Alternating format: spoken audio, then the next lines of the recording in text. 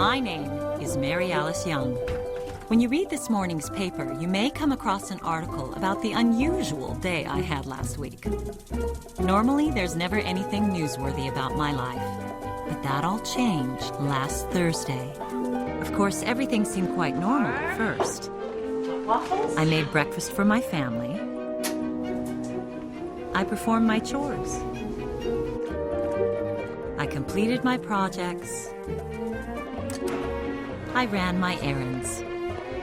In truth, I spent the day as I spent every other day, quietly polishing the routine of my life until it gleamed with perfection. That's why it was so astonishing when I decided to go to my hallway closet and retrieve a revolver that had never been used.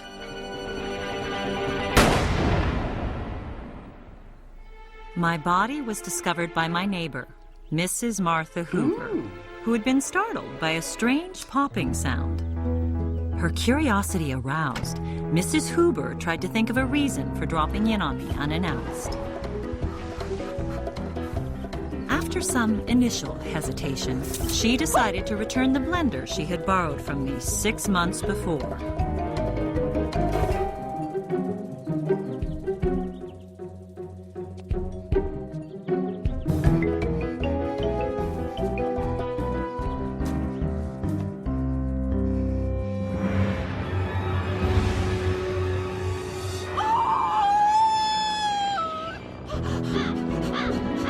It's my neighbor. I think she's been shot.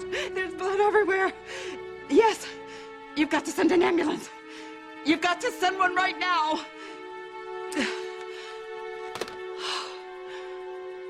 And for a moment, Mrs. Hoover stood motionless in her kitchen, grief-stricken by this senseless tragedy. But only for a moment. If there was one thing Mrs. Hoover was known for, it was her ability to look on the bright side.